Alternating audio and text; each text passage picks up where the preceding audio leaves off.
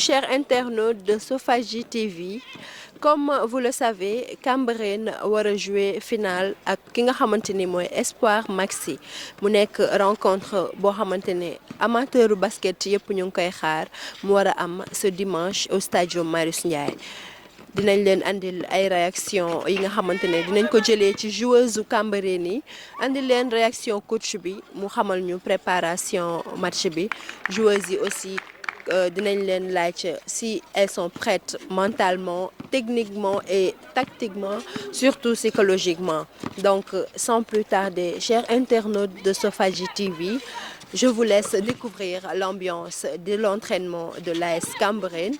Bàyyi leen aussi ngeen découvrir li nga xamante ni mooy interview yiñ fi nara amal ngeen xam équipe bu Cambérène bi nan lay préparer finale bi nga xamante ne moom la war a jouer dimanche incha allah.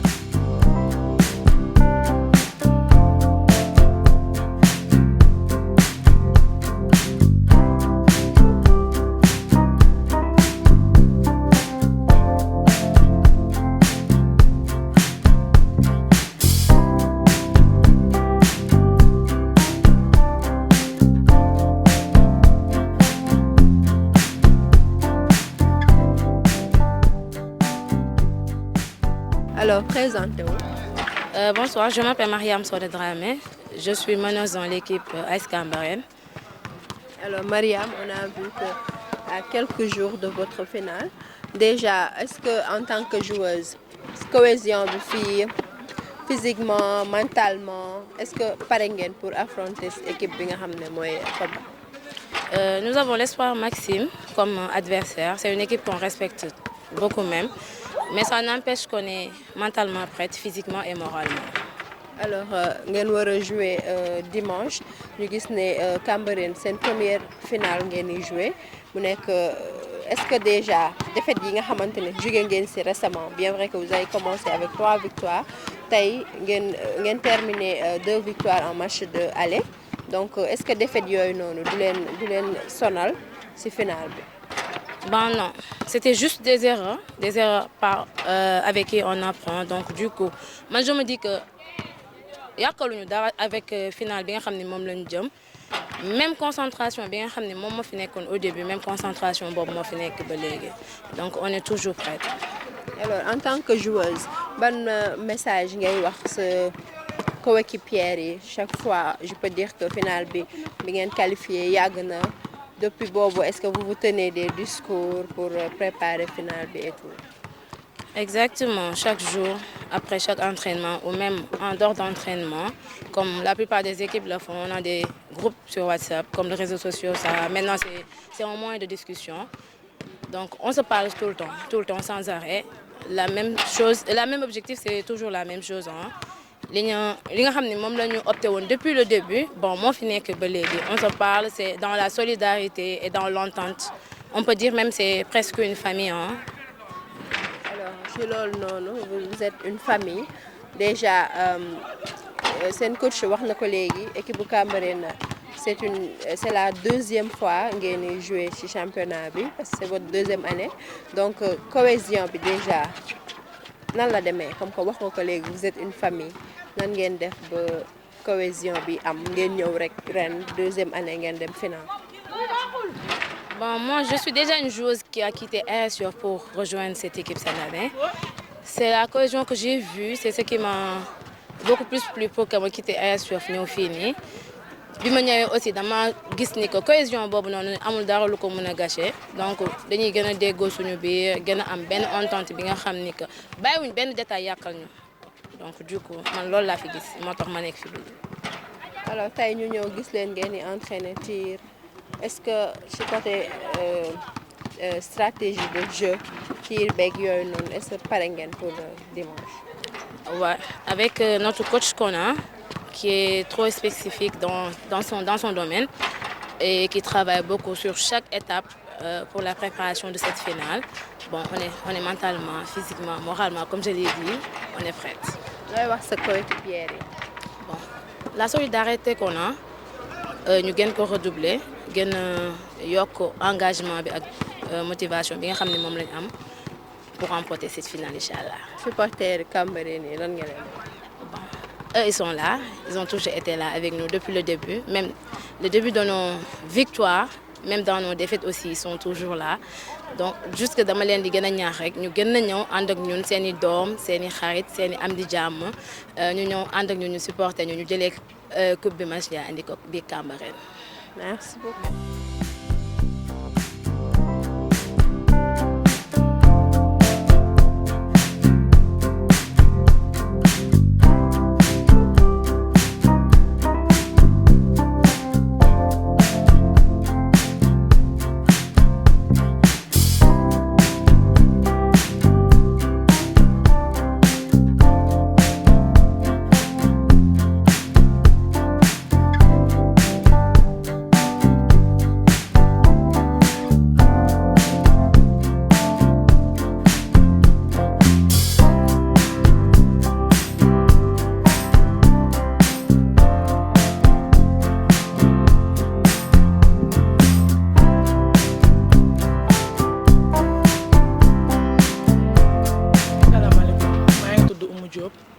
maa ngi dëkk Guédiawaye maa ngi nekk équipe Cambérène fa lay joué ren mooy sama première année sañoo D2.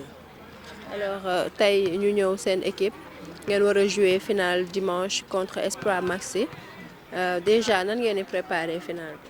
ah ñu ngi entraîné ñu ngi def le maximum ñu ngi préparé finale bu baax ñu ngi matinalu lépp lu ci war daal ñu ngi koy def ñu ngi ñaan yàlla tamit mu may ñu ndam ñu indi coupe bi Cambérène parce que ren mooy première fois Cambérène dem finale ba kon foog ñu indi coupe bi fii daal.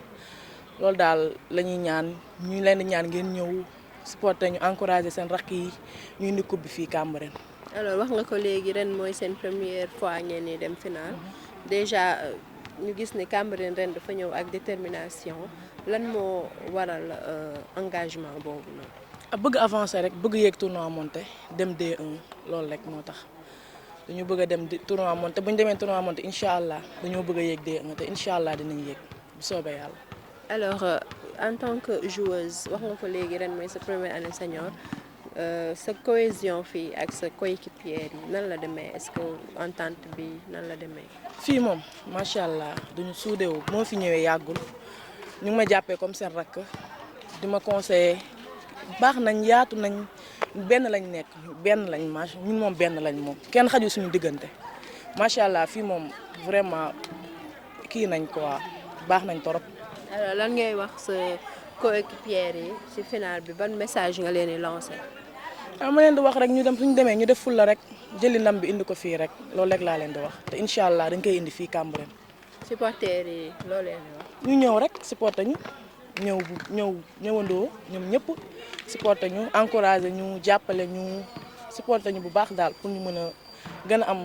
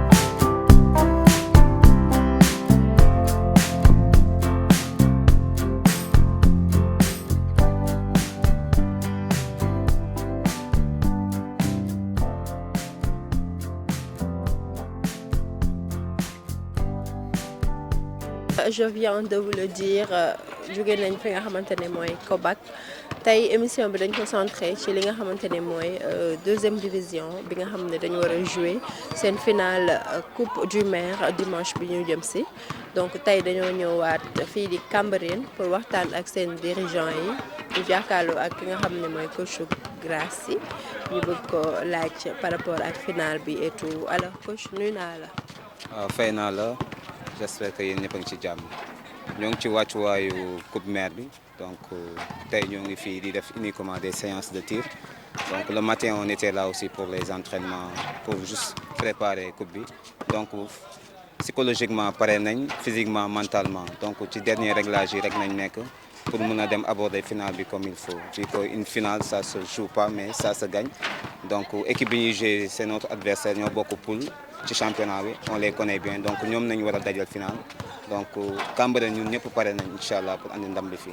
alors ci loolu sax wax nga ko léegi vous êtes prête psychologiquement alors boo ñu doon wax sa joueuse yi en tant que joueuse ñu gis ni Cambérène ñu ngi soog a jouer finale coupe mère bien vrai que c'est une première ci finale coupe mère bi deuxième division mais Cambérène bi ñu ko xamee ba léegi on a une fois vu que tey lay soog a jouer finale bi nga xamante ne mooy finale coupe mère donc est-ce que psychologiquement vos joueuses sont déjà prêtes en plus nan la ñuy xalaatee aborder finale.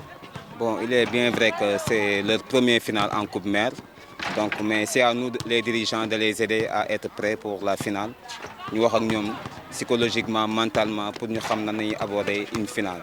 ndaxte benn match la ku ko gagné moom may jël raw gàddu gi jël coupe bi donc actuellement ñun ñoo ngi def lépp lu war pour suñu joueurs yi pare physiquement psychologiquement mentalement di leen di conseiller donc ils ont leur public am nañ seen i dirigeants pour loolu.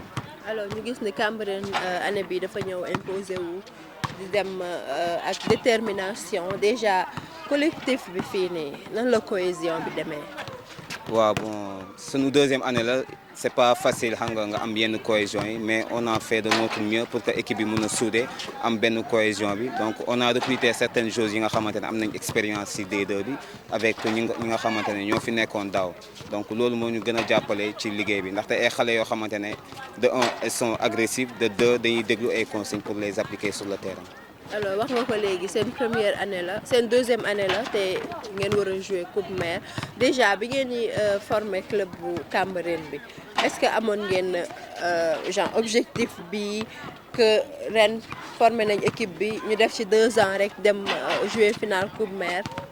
waaye dëgg la bon am nañ benn feuille de route bi nga xamante ne c'était dans 3 ans peut-être ñu mën a atteindre yenn objectifs yi mais yàlla dafa def ni daaw on était éliminé au barrage ren objectif bi mais yegg tournoi monté donc je crois que on peut le faire et c'est faisable ñun daal ñoo ngi ci wàccuwaay ñoo ngi ci liggéey bi pour incha allah atteindre loolu. alors ñu dugg tuuti ci deuxième division bi parce que gis nañ ne début bi vous avez fait des matchs trop bien on peut dire. fin wu match aller yi ñu gis ne vous avez opéré des défaites lan moo est-ce que défaites yooyu noonu du leen déstabiliser ci seen finale bi ngeen war a jouer. dëgg la que on a débuté avec 3 victoires ak finir ko ak 2 défaites ci phase aller bi c'est parce que on a eu beaucoup de joueurs qui sont blessés donc loolu moo waral basculement boobu mais sunu joueurs yëpp surtout nos meilleurs joueurs ils sont tous en forme donc pare nañ pour aborder la finale comme il faut incha allah. alors ban message ngay wax sa joueuses yi pour préparation finale. voilà qu'elles restent concentrées ñëw ak lépp li nga xamante ne préparé nañ ko fii pour ñu mën a ko wàcc pour ñu mën koo wàccee foofu jour final bi donc lépp rek lu ñu leen mën a wax rek mais ñu concentré wu appliquer les consignes qui seront données le jour du final. alors seen supporters yi lan nga leen di wax. waaw ñoo ngi woo waa Cambérène yëpp nag ñu ñëw taxawu xale yi ñu xam ne seen i rakk ñoo fi nekk seen i jigéen ñu ñëw supporter leen soutenir leen pour ñu mën a dem xeexi ngir mën a andi raw gàddu bi fii Cambérène incha allah. merci beaucoup.